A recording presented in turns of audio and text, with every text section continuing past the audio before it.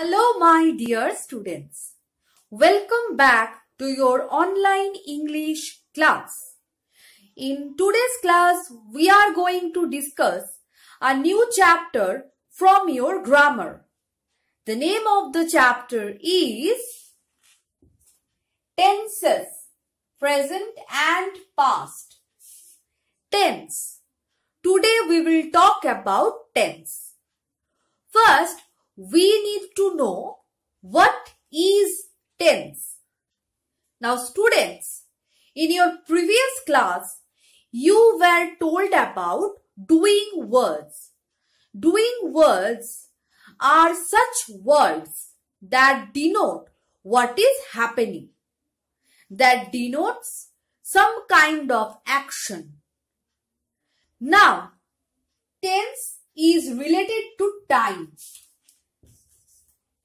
So, when the action is happening is denoted by the tense. The tense of a verb tells us what time is it when the action is taking place. So, tense is related to time. It tells us about the time when the verb is happening. Now children, tense can be divided in mainly three parts. They are present, past and future. So there are three divisions: present, past and future. In this class, you are going to read about present and past. So, let's start about these two divisions of tense. Children, first of all, we will talk about present tense. You can see that I have written the word now. So, present tense deals with any action that is happening at this moment or that is happening now. You are learning at this moment. So, this action of learning will be in present tense. So, present tense deals with now. I have written a sentence here. Let's look at the sentence. Radha writes a poem. Radha writes a poem. Here the subject is Radha. And what she is doing? She is writing a poem. Here, the word writing is the doing word or verb. And in this line, this verb tells us something that is happening at the present time. So, this verb tells us about present tense. This is an example of present tense. Now we will talk about past tense.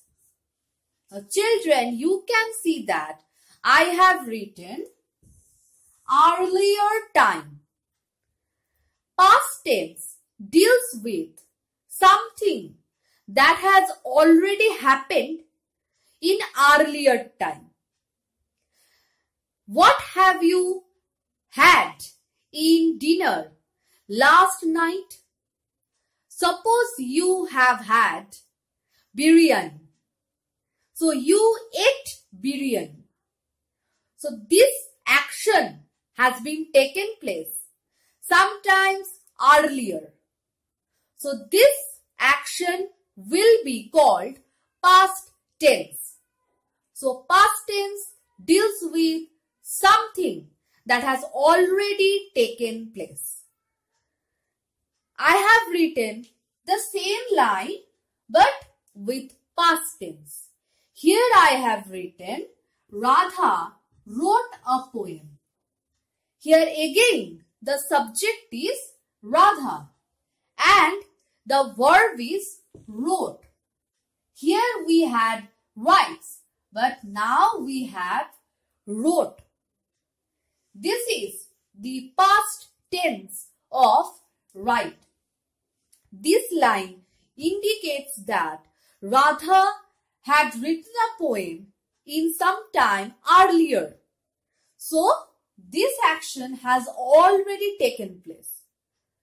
That's why it would fall in the category of past tense.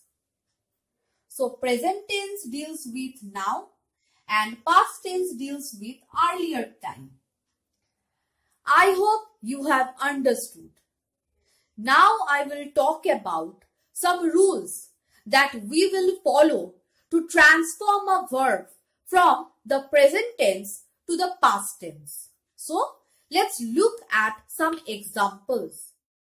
So, now we are going to look at some rules that we need to keep in mind when we are transforming a verb form from the present tense to its past tense.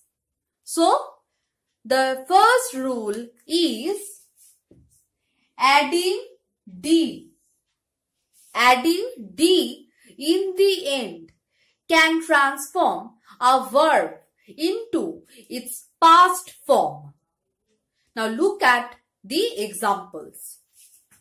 Live, L-I-V-E, live. Now I have transformed it into the past tense and I have just added the D and it has become lived. Live, lived. This is the past tense. Now we have hope. I have added D in the end and it has become hoped. Hope, hoped.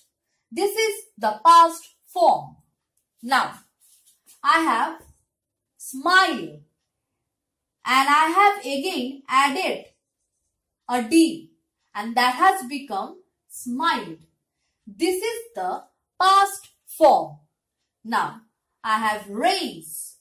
Again, I have added D and it has become raised. Raise, raised.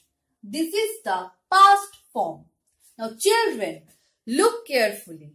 In this category, every word in the present form ends with E. So, whenever you will find an E, you just have to add an extra D to make it a past form. Now we will talk about the next rule, that is adding ED. Adding ED.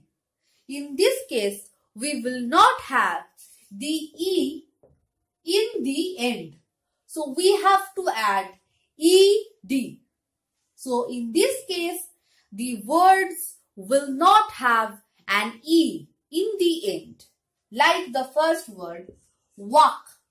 W-A-L-K. There is no E in the end. So to transform this into its past form, I have added ED. That is walked. Walk, walked. Now we have learn. L-E-A-R-N. Learn. Here also we don't have an E.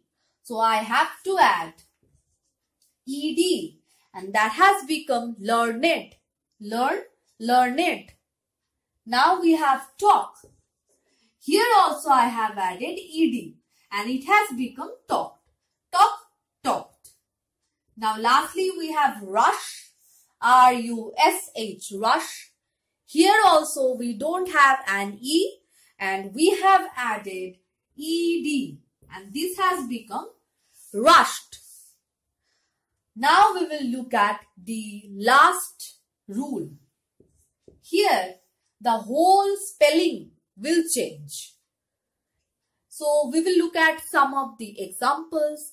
There are many more. The first one here is sing. S-I-N-G, sing. And when I have transformed it into the past form, it has become sang. S-A-N-G, sang. Then we have drive. D-R-I-V-E, drive. When I have transformed it into the past form, it has become drove. D-R-O-V-E, drove. Drive, drove.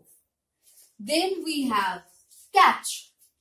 C-A-T-C-H, catch. Now, when I have transformed it into the past form, it has become caught. C-A-U-G-H-T, caught. Catch, caught. Then we have meet. M-E-E-T, meet. And when I have transformed it into the past form, it has become met. M-E-T, met. Meet, met. So these are the few rules that we should keep in mind when we are transforming a verb form from its present form into its past form. Here we come to the end of this chapter. I hope you have understood today's class. Children, please don't forget to read your book. This will help you. I will meet you in my next class. Till then, goodbye and take care.